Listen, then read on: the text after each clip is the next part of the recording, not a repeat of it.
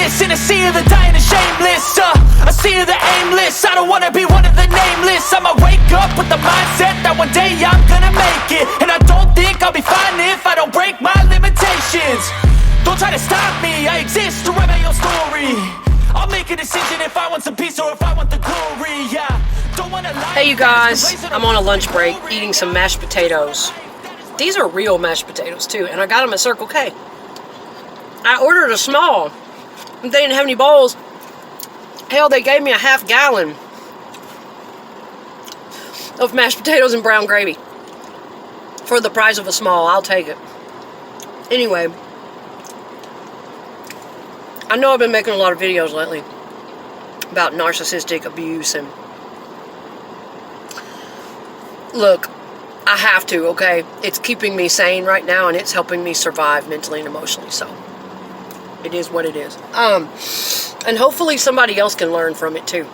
But let's talk about unexpected guests. A friend of mine earlier on my friends list posted something and made a comment about, do we ever outgrow when somebody's knocking on the door, not answering it, and hiding in the house trying to see who the hell it is? Who hasn't done that? I'm not gonna lie, I've done it. I've done it lots of times. Especially, it just depends. If I'm having PMS, oh shit, oh no. Something about people popping up on me when I'm not in the right energy to receive them. There's a lot to this, okay? If you just pop in on somebody and they're not in the right energy to receive you, and you never even ask their permission, okay, let's get technical with it. Let's get psychological with it. You're actually breaking their boundaries, okay? And I'm glad I had a really great therapist to help teach me this and put this in my head many years ago. I had to work on that because I was going around breaking people's boundaries too and thinking, that's no big deal. You're mean. If they tried to tell me, hey, please don't show up on my door like that. Please don't call me after this time or before this time. Please don't. Listen, human beings have the right to have boundaries, okay? And when we're still young or we're still in a toxic mindset and we live a life of any old kind of way and we don't have boundaries and we live a fucked up dysfunctional life anyway, then we're going to look at other people who do have boundaries and go, you're mean. You're a bitch, or you're bad. You don't have to be like that. You're such an asshole. No. They have the right to have those boundaries, and we have the right to respect those boundaries. Thank you. See you later. Come again. You feel me? You picking up what I'm putting down? Yeah. And the more immature the mind, the less a person is going to understand and respect that and give you a good reaction. And it's crazy when I see middle-aged people running around who lack that maturity and they react badly to other people's boundaries. Like, what the fuck? Are you kidding me? What the hell? But anyway, oh my God. And my family is terrible about it. Because it depends. I think everybody, whether they have PTSD or not, whether they have trauma in their life or not, I think normal, regular, average, everyday human beings would prefer a phone call before you show up on their damn doorstep. Hey, let's hang out. Or, oh my God, I need a ride. Or, hey, you want to visit? Or anything. Even if you're there to be sweet. I made you a cake. Well, they might not want that fucking cake right then. They might be doing something. They might be in a whole different mindset. And if you show up on somebody, it doesn't matter if you're there to be sweet or not. It's your own damn fault if they get angry or they get upset with you because you crossed a boundary. That's right. If you don't call someone first and you don't ask someone's permission if they're ready to receive you, if they even want your damn cake or not today, just because you got your heart set on it and it was a lovely thing for you to do, oh, they're going to love it so much. Just because of that, hey, that's your own need for approval. Sorry, but that's what happens with people a lot of times. Then you get over there and you ask it's a bad reaction and your feelings are all hurt. They hurt my feelings. They're fucking mean. What an asshole. You broke their boundaries. You didn't even give them a choice whether they want your damn cake or not. I'm going to tell you what you could do with that cake. If you show up on my door like that, out of the blue, just because you want some energy, just because you want to visit, just because you want to hang out, because you might need some approval that day. Hey, I did this for you. A lot of times people like that are toxic. They're not really doing for you. They're doing for them under the guise of, I did for you. But really it's they who you may have already told them, no, I don't have any time this week. I'm really stressed out. I'm trying to take care of myself. I'm working at the house. I got projects I got to do. This is not a good week. When they come on over anyway, oh my God. And a lot of times we who are reacting and getting angry about it because our boundary was broken, we look crazy. We are made to look like the assholes. Ungrateful, selfish, mean, cruel assholes. That's right. We who have boundaries and enforce them, and when somebody steps on them, we react. We are always made to look like the terrible fucking people, when really we were just in our own lane, in our own place, minding our own business. What's up with that? How do we get sucked into all this shit when we were just hiding out at the house? That's how it happens, y'all. For real. I'm not even kidding you. What? We're supposed to just... But that's how it happens, and a lot of other people won't know it. And they'll be on the outside of it looking at it like, that's so mean of you. They went out of the way to bring you a cake and to talk to you and be nice to you, and you just... But they won't even know that in that possible scenario, you may have already told that person no. You may have already said, this is not a good day for me.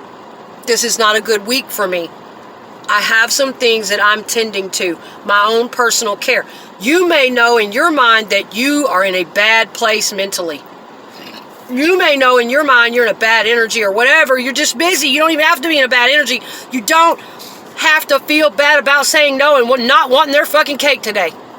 Not wanting to see them today. It doesn't make you a bad person. It doesn't make you cruel. You might love them to pieces and you want to see them tomorrow or the next day. It's all give and take in friendships and families, okay? I just wanted to get that out there, though. When he said that shit about people showing up unexpectedly and not answering the door and shit, I mean, I think normal, average, everyday people appreciate a phone call because you're not giving them a choice. And you may show up into any damn thing. You don't know what you're showing up in, how they're feeling that day. People need to be prepared to receive you. They need to be able to make plans with you. And that needs to be respected. Give people a choice. Do not just force them to give you, a lot of times that's toxic people. Oh, I lived with it for years, an emotional bully who will force you to give them the approval they want, the attention they want right now. And if you tell them no, they're going to show up anyway. And they do it all the time. They don't ever ask anybody or give anybody a choice. A lot of them have told me, oh, I don't do that. I just show up. That way, they're just stuck with me. I just show up. I don't ask. I just do what I want. Then why are you all butthurt and bent out of shape when people are pissed off at you and they don't like you? Respect. Learn to respect people's boundaries. Learn, grow. Jack up that emotional maturity. Respect people's boundaries. Give them a choice. Ask them how they are feeling about a visit today. Are they up to it? Oh, you can always tell when you're getting close to or getting involved with somebody who does not care how other people are feeling about things. Because I'll ask a new person straight up, well, what are your boundaries? I mean, what are your preferences about this situation? And when they say, oh, it's cool, none, nothing, no big deal. I don't care, have it all. I don't have any, no big deal. I don't really care whether people do it or they don't, or they take or they don't. I start getting worried, y'all, right then. especially if it's a new person or I'm dating or it's a new friend or somebody, I just start getting worried. I might have to get up and leave right then. I should have at the last go round. When I started hearing that, I should have left right then. What? That indicates they have no real boundaries for themselves. They don't set that up with other people. They have a hard time saying no, and that's going to indicate most likely they have a hard time with everything. And it's going to indicate when they are with you, your boundaries will cease to exist. You don't even exist. It is not going to matter how you feel about anything. That's right. Watch out, y'all. But yeah, I've done that to people that break my boundaries. Now, if it's a real emergency and I know who it is out there and it's a damn emergency, well, duh, of course I'm going to open the door. But just the neighbor that sees me getting off work and they want to come over and talk and hang out, and I've already told them it's not a good time for me after work, and they do it anyway, I'm not going to answer the door. Certain people, certain times, I'm not going to do that because I've already told them, and apparently they don't have any respect for my boundaries. Sometimes people do have good intentions, and I appreciate that. I've even been known a time or two to show up on somebody's door before calling them. I don't do it anymore unless it's an emergency, because I had to grow up in my emotional intelligence and because I have respect for people and because I'm not out here living in dysfunction and chaos and my life is everywhere and whatever, and it's because I have an awareness of that type of thing, and it's how I live my life. I have strong boundaries for myself. I wouldn't want somebody to do it to me, so of course I'm not going to do it to them unless it's a dire emergency. But back in the day when I used to show up, if I showed up at my siblings' house like that, my family, my mom wasn't bad about it, but it was like you're getting cussed the fuck out. It would sound like they were literally tearing the house down trying to get to the door. They were so fucking mad. And by the time they did get to the door, it wasn't a good response. And I'm like that too. I even had a neighbor tell me one time, flung that damn door open. He's like, damn, you don't have to be so mean. I'm like, damn, people do not listen to me. They seem to have no respect for my boundaries. Just because I live next door to you doesn't mean you can come over here and be on my doorstep knocking on my door 24/7. Nothing outrages me more than people not respecting other people's boundaries, their personal boundaries. Just because we're at home don't mean we want to see you. Not right now. I'm just being honest. Can anybody else be that honest? I'm just being honest. I love you. Oh my God, I love you. But don't show up on me when I'm at my worst. If you push over that boundary, then you're gonna provoke the worst in me. You're gonna provoke a bad response. And if you keep, you're gonna get worse out of me. You see how that works? And then those types of people will turn on you and tell everybody else, she's mean, she's so terrible, she's such a bitch. Wrong. When if they had respected my boundaries in the first place, we would have had a great time together. Balance. Yes. I would have been just as fun and loving and chill because I'm ready for that energy. I prepared for it. I think every person's that way, but I'm going to tell you something. Traumatized people or people with PTSD, I've got it. My whole family is riddled with PTSD because of the way we grew up. Trauma, violence, abuse, all kinds of things. People with PTSD, you do not want to fuck with people with PTSD. They have very strict boundaries for themselves. That keeps them safe. And if you cross over that boundary line, it is like a major violation. It makes them feel like they're being violated. I don't care if you came by to give them a birthday card. I don't care if you're bebopping by and you doing something nice for them.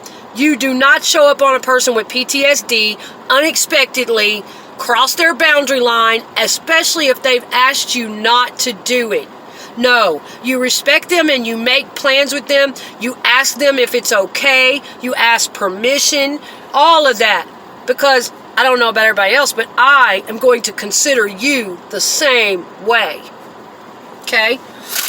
But my family, that's why, I don't know about everybody else, but that's why we react that way. It feels like a violation. And if I'm living with a roommate or something, or a boyfriend or something, and I leave, and certain other people, if anyone except approved friends that I know are safe and cool, if just any old person happens to pop up and come by and hang out, and like one time my ex-boyfriend, while I was gone working, I called home to see what he wanted for dinner. I was going to go in and make dinner. Come to find out, his ex-wife, who lives some toxic flight here, there, everywhere, dysfunctional lifestyle, he and I were living in a hotel at the time. Turns out, but I had made that hotel room our home. My things were there. That was my sanctuary. Turns out he had gotten drunk, and his ex-wife popped up on our hotel room door. This is a small room, you know, and just out of nowhere, she popped up wanting to cool off and have something to drink and sit around, use the bathroom, just a place to chill, living that lifestyle, whatever she was living. She just needed a place to chill. I got pissed. That was breaking boundaries on 50 different levels. And I felt like he was supposed to care about me enough not to do that, not to let her in. Here, borrow my phone outside. Because that's the kind of respect for boundaries that I would show to him. But I didn't get that. But yeah, she came in and hung out while I was gone. He told me later on when I called, he was like, oh yeah, she came by and she was here for a little bit, and I just came unglued. I felt very violated. I felt like, wow, there probably would have been a much more appropriate thing for you to, if you're going to help her a little bit, let her use the phone, step outside. She's not your problem. Nobody that pops up on our door unexpectedly out of the fucking blue because they're living a lifestyle out there that they're choosing to live, that's not our fault, okay? I already got anxiety, PTSD. I'm out here trying to work, and come to find out, you let your ex-wife in to chill with you in our little small hotel room that is like home to me? That's the only safe place I have to go? Wow. Okay. I was angry as fuck. I felt very violated. I felt disappointed. I wouldn't have done that. And a lot of people may disagree with me. I would not have done that. I would have had much more respect for him than to do that. I would have let the person use the phone. I'm sorry, my man's not here right now. This is uncomfortable, and especially if my man had PTSD or I knew. But see, my boyfriend at the time, he wasn't caring about tuning into the things that made me feel safe and cared for and respected. No, he never tried to even tune into any of that. It was always all about him and his stuff, me catering to him. So, but yeah, people feel very violated when you just show up on their doorstep. Call first. Give them a choice.